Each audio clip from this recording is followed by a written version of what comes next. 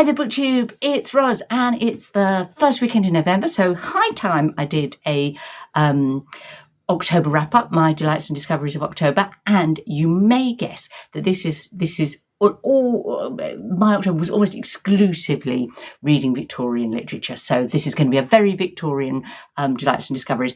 I did read two books in the month that were not, or finished two books in the month that were not Victorian. The Fraud by Zadie Smith, which was kind of Victober adjacent, and All the Little Bird Hearts by Victoria Lloyd Barlow, which I absolutely loved as a debut novel. And I've made videos that kind of relate to both of those, so I will say no more about them. And I will get on to I think it was 14 things, Victorian books that I finished in the month. So, a real bumper year for me, and I would say my top delight of the month was almost like not a book. It was the Discord server that we had for Victober this year, and the number of people that were on it, and the interesting discussions, the recommendations of books, the recommendations of authors, the recommendations of Victorian, what would you say, sort of context materials, things to look up or watch or read about the Victorian year. What a joy that was, and thank you everyone who took part in that.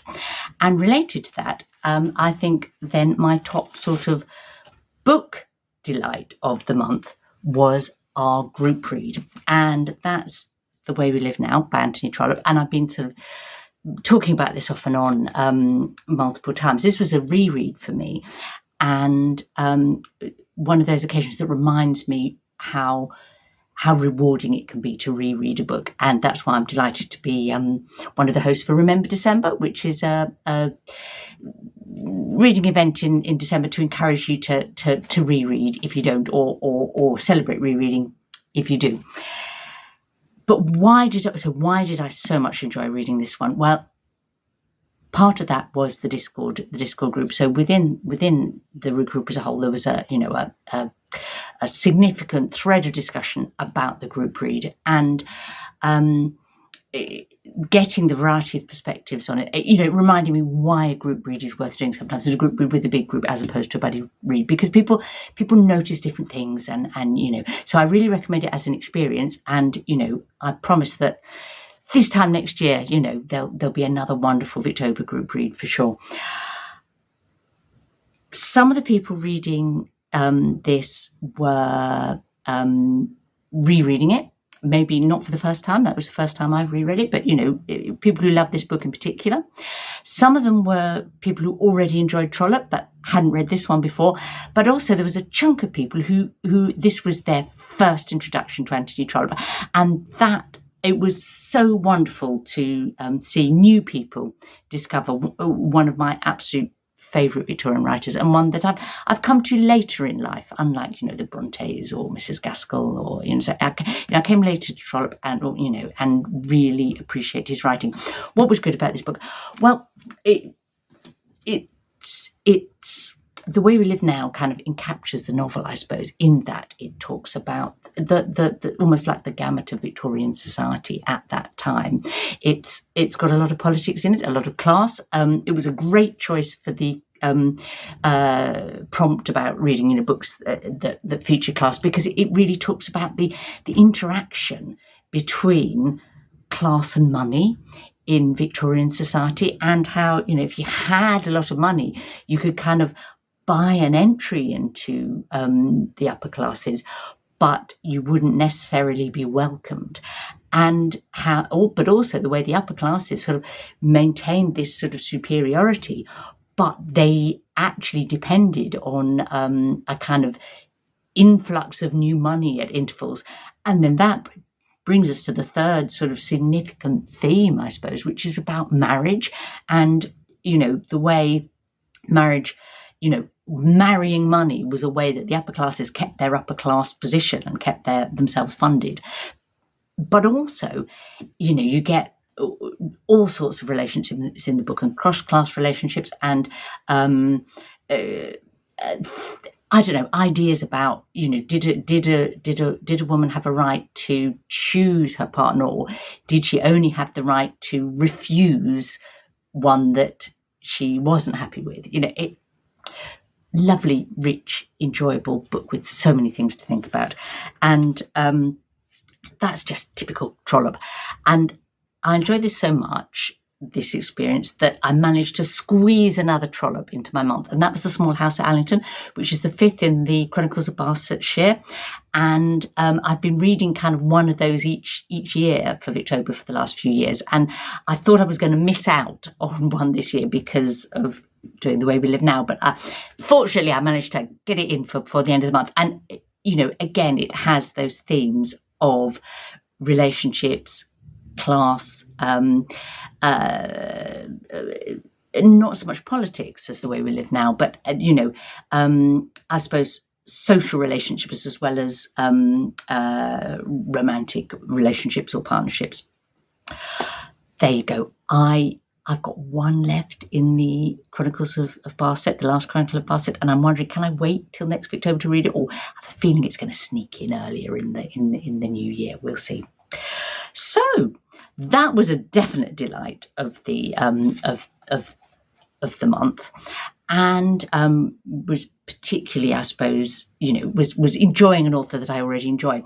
My next two choices that I'm going to talk about were books that were by authors that were either completely new to me or relatively new to me, and they were both books that related to the New Woman prompt. And one was The Romance of the Shop by Amy Levy. I made a video specifically about that book, so I won't talk a lot about it. What I will say is that it was a good book, an enjoyable book, not an amazing book, really interesting about class again and about women's options to work. But one of the things I was left feeling was that I think Amy Levy's life was almost more interesting than her writing. And one aspect of that is that she was passionately in love, we understand, with another writer of the era, Vernon Leigh. Her birth name was Violet Paget. Vernon Leigh was her adopted name. And I've never read anything by her. She, again, had an interesting life because she although she identified as an English woman, she was born abroad and basically lived all her life abroad, but in a sort of English community. And I haven't read anything by Vernon Leigh apart from maybe a poem. And so as a Victober hangover experience, I've got hold of Virgin of the Seven Daggers, some of her short stories, and I'm hoping to sort of squeeze some of these in over November and December to get a flavour of what Vernon Leigh is like as a writer. She's not hugely read, but she was published a lot in the Yellow Wallpaper journal. So yeah, we shall see. Second of the two new writers for me, who also happened to write new woman fiction, was Amy Dillwyn, another Amy, and I read her book Jill. Now, Jill is quite an unusual book, and Jill is an unusual Victorian heroine in that she's in some ways, she's not good. She has some bad experiences, but she's not a sort of a suffering Victorian heroine. She's no Tess or she's no Jane Eyre either. She's a strong character, but not an altogether likable one. It was quite fun having a sort of almost like a bad heroine in a Victorian book. I liked it a lot, but I didn't absolutely love it. I'm not sure why. Something about the sort of quality of the writing, I suppose. And but I it was definitely a 4-star book, but not a 5-star. And I kind of was hoping, it's the nearest my month came to a disappointment, because I was hoping that it might be a 5-star. Well, that and the next book I'm going to talk about, actually. So that was Jill by Amy Dillwyn. I would recommend it. I mean, it's a different experience. So and there's a lot of fun in it as well. It's about a woman a girl really, who leaves her not altogether happy family life, although and goes off to work as a lady's maid in London, even though she's quite upper class, and yeah, her adventures that follow. Now, The third book that I read for the New Woman prompt was by an author that I'd read before, only one book, and I was really looking forward to reading something else by him, and this one came extremely highly recommended, and that's The Odd Women by George Gissing. And I was quite interested to read a new woman book by a man, to see, what a Victorian male writer sort of brought to the debate, to the ideas about new women, different roles for women in the late Victorian era. And this was perhaps, not inappropriately, my oddest reading experience of the month, because Gissing is a really good writer. And lots of the ideas expressed in this book are really, ideas that I might be in tune with. And yet there was something about the tone of the book that made me a bit uncomfortable. That the way his physical descriptions of women are very male gaze, he's a man, a Victorian man, and it's great that he was sort of wanting to sort of espouse some of the values of the New Woman movement.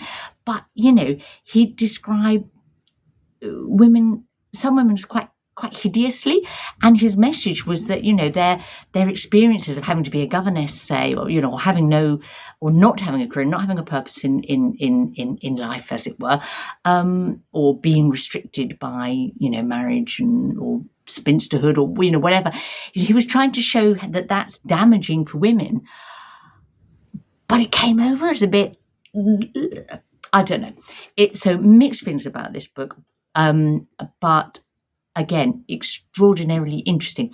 One of the interesting things about it from the perspective of class was that some of the new women characters in this book were quite explicit in saying that their ambitions for women to have careers, to have more interesting lives, to have more independence, more autonomy, that really only applied to upper class and middle class women. That they were not really interested in changing solidarity with all women, or changing the lives of working class or underclass women. Interesting, and that is not Gissing. I think that was perhaps true of a lot of the New Women movement. So class intersects with everything, I think, in Victorian literature. Now, this is it has some light moments, but it's quite a depressing book in many ways. Although the ending, there's something positive about the ending because of the choices that one of the women makes. But it's sort of, it's not dreary, but it's serious, I suppose. So I thought it would be nice to read something that was more fun. But still kind of touched on issues of class in Victorian society. So this was another reread for me, but one that I haven't read for donkey's years, and that's The Diary of a Nobody by George Weedon Grossmith. It's in diary form, so it fulfilled the first person prompt. It has illustrations. Look, there's one of them on the cover. Mr. Pooter he's a sort of lower middle class clerk, spends his life, in an office, hoping to get a little bit of approval, but hoping to do a little better in his friendships, or move into a better class of house, and feeling like he gets ripped off by tradesmen, or being shocked that his grocer is actually better off than he is, but he's a wonderfully ridiculous, unself-aware, but yet endearing character. This illustration is when he gets a bit of an obsession about enamel paint, like the sort of like DIY, this enamel paint is brilliant, and he paints his bath with enamel paint, much to the horror of Mrs. Pooter, and then has a hot bath in it, and it comes off on his skin. Really enjoyable book. It's funny. It's mostly not kind of laugh out loud funny. If you want laugh out loud Victorian humour, go to the plays. The Importance of Being Earnest by Oscar Wilde, or Charlie's Aunt by Brandon Thomas. Brandon Thomas. That's it. They're the sort of Victorian humour at its most, just purely, hysterically funny. I did read some plays, 3 plays this Victober. These were not funny plays, and that was a deliberate choice. I read the 3 plays in Bernard Shaw's Plays Unpleasant. These were he'd been a writer for years before he turned to drama, but drama was where his strength turned out to be. And these are the first of his 3 plays to be published, and they were published individually, and then he put them together in this collection. And they're Widowers' Houses, which is about slums, Victorian slums, and slum landlords, and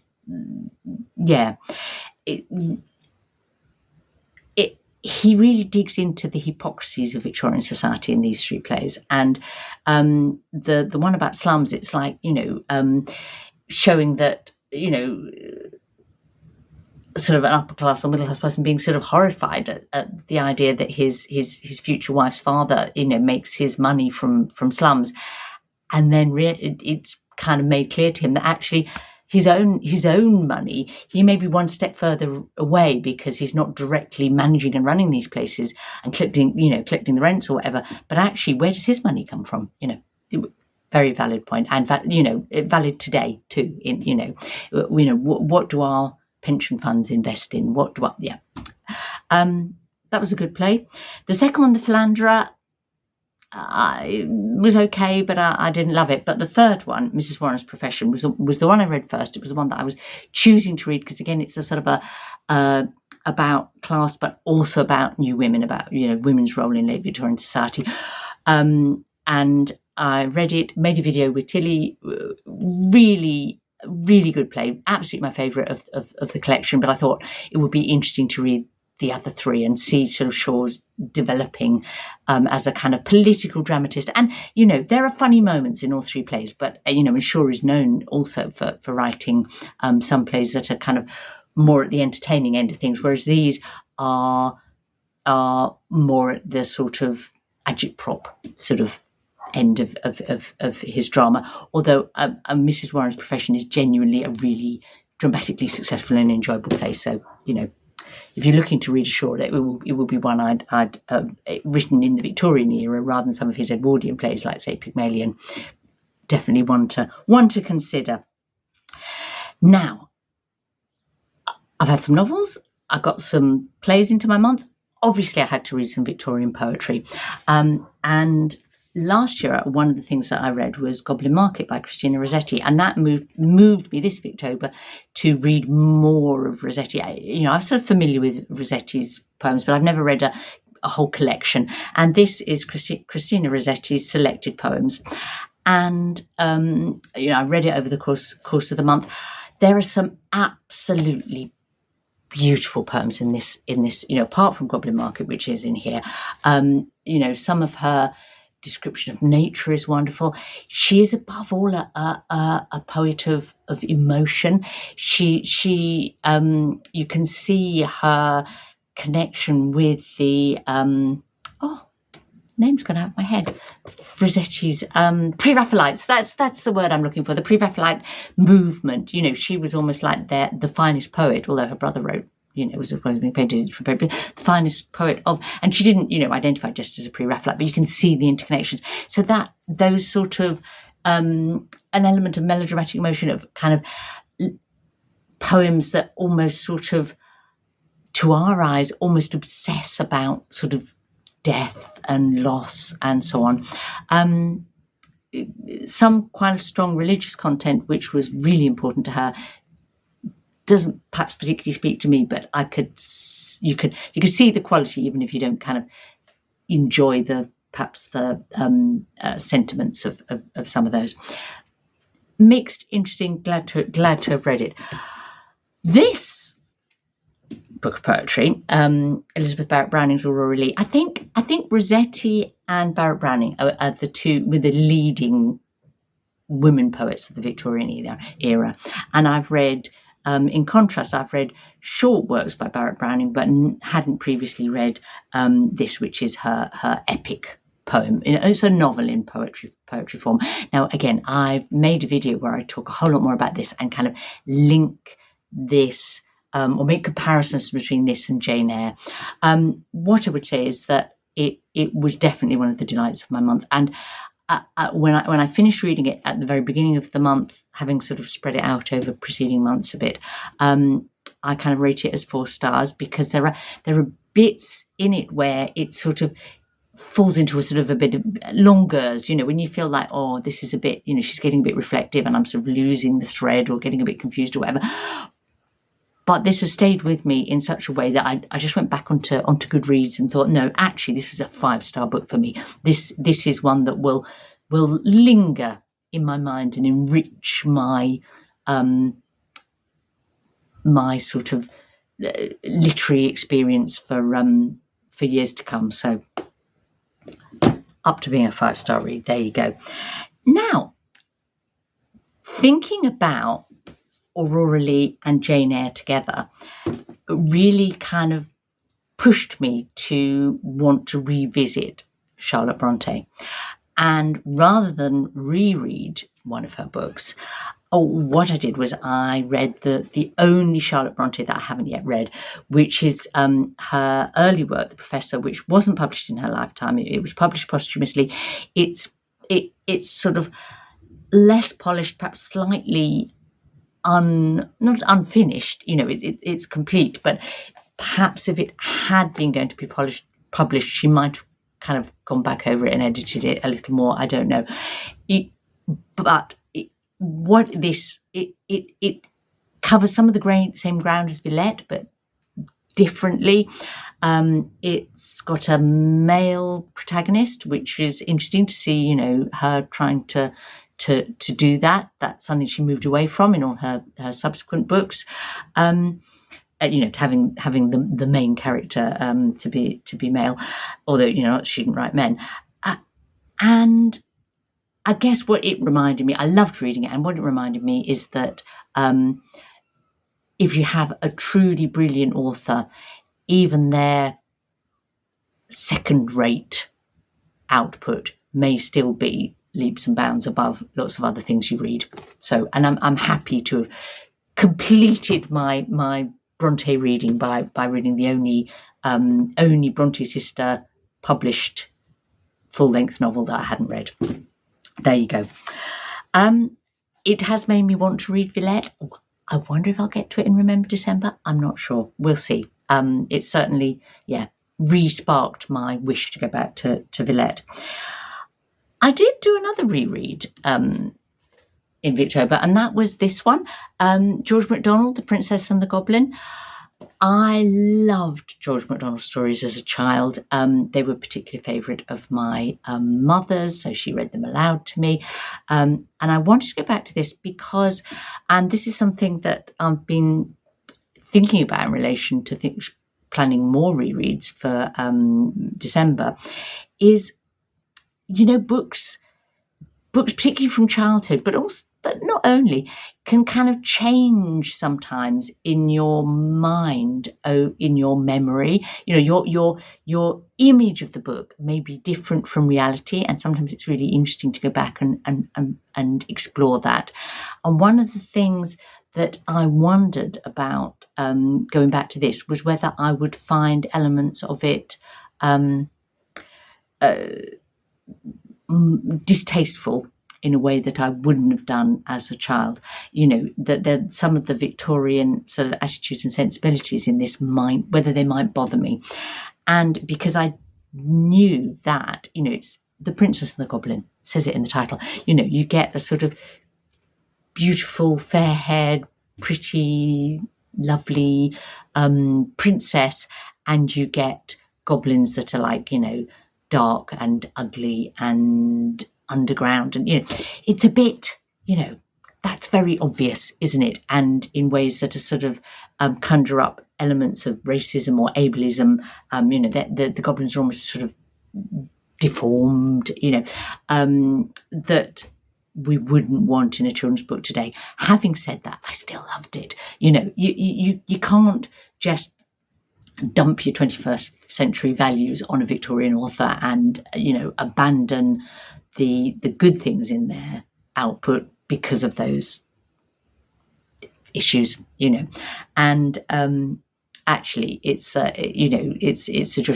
It has it has child labour, but the hero of this book really is not the princess. It's Curdie, the miner's son, who's now a miner himself, and that's why you love it as a child, I think, because it's that thing of someone who's not much older than you, who has loads of agency and autonomy and is brave, and it's not the adults that solve the mystery and save the day. It's the boy Curdie, and The other thing about this that makes it perhaps worth reading if you're a reader of fantasy, if you love fantasy writing, George Macdonald was one of the Victorian writers who influenced the development of fantasy as a genre in the 20th century. So yeah, there we go, a nice reread. Now I also really wanted the opportunity to read some new things by authors that I loved this Victober. And there are loads of, every Victober I see books being recommended by authors that I haven't yet touched and feel like I should go there. I should try some of the lesser known Victorian writers. But one of the things I love about Victober is reading more by authors I already know, I love and want to go back to and read more by. And I fitted in a couple. And one was The Woodlanders by Thomas Hardy. This was one of my 5-star books of the month. The two Trollopes, Aurora, Leigh, and this were my top reads, I suppose, in terms of my absolute enjoyment of them as works of literature. And the other author that I enjoyed getting to go back to was Elizabeth Gaskell, and I read a couple of things by her. I read Cousin Phillis, which is a novella, and I did a video where I talked about both of these and elements of class and cross-class relationships and so on in both books. So I won't say more about them. But my final sort of chunky Victorian read was to read Elizabeth Gaskell's Gothic Tales, and I'm on a bit of a mission at the moment to sort of see if there are sort of spooky or supernatural or Gothic or ghost stories that will actually kind of give me a frisson of fear or unease. And because it's something I made a little Halloween video to say, I often don't feel that when I read things, and I really enjoyed lots of the stories in Gothic Tales, and some did generate a sense of unease, but that's as far as it goes. But I would definitely recommend it as a collection of enjoyable short stories, though they vary in length. And if the Gaskell that you are familiar with is the Gaskell you might see in Cousin Phillis or Cranford, the thing about Elizabeth Gaskell, she's incredibly adaptable writer. None of her books are the same. And if you read, I don't know, sort of North and South or Mary Barton, you might expect one thing of her. You read Cranford, you'd expect another, Cousin Phillis, and then you read Gothic Tales, and it's just completely different again. And that's I suppose one of the things that I'm learning to appreciate about Elizabeth Gaskell, and I look forward to reading a couple more of her. I want to read both Ruth and Sylvia's Lovers. But who knows when I will get to those, because I'm embarking on a read your own challenge for the next few months. I'm stopping buying new things and gonna, read more things that I already own. But I've also got December to do a couple of rereads. So I think I'm anticipating a couple more. I couldn't let Victober go, could I? So I've got this one, but also two of my rereads planned for November are these two, The Moonstone and Far from the Madding Crowd. So, if you fancy joining me, feel free. And I hope you had a truly wonderful Victober.